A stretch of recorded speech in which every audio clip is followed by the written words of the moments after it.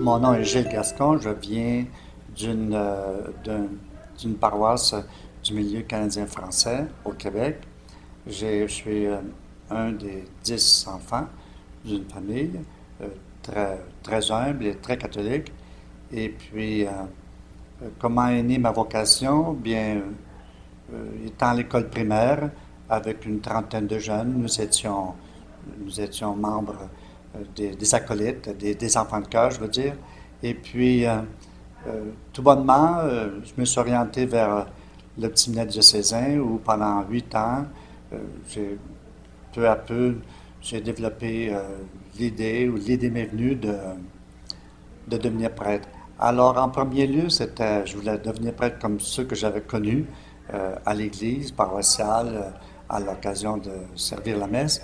Et puis, tout bonnement, à la fin de mes études, au contact d'un missionnaire qui était venu de la, qui était venu de la Chine, qui avait été martyrisé, fait prisonnier, martyrisé en Chine, ben, je me suis demandé si c'était pas ma vocation de quitter mon pays et de devenir prêtre missionnaire. Alors c'est là que j'ai pris la décision d'entrer chez les missionnaires de Pontview, Société de la province du Québec.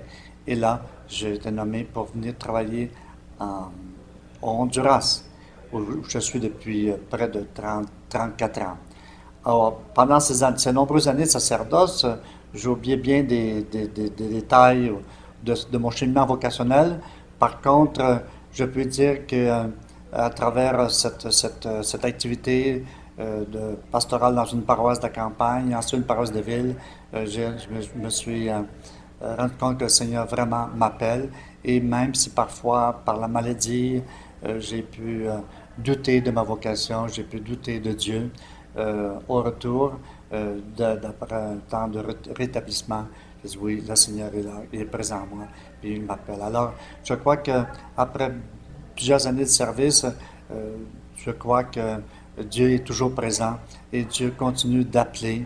Et je crois que même dans un milieu comme où je travaille au Honduras, alors on est peu nombreux les quelques missionnaires qui restent par par contre, la relève sacerdotale est présente et c'est une consolation de voir les jeunes prêtres qui sont à l'œuvre maintenant en relation avec les missionnaires qui restent. Beaucoup de confiance au Seigneur qui parfois se peut se cacher, mais qui reste présent et essaie de découvrir à travers ces moments de souffrance et de doute que découvrir la présence de ce Dieu qui n'abandonne pas ses enfants.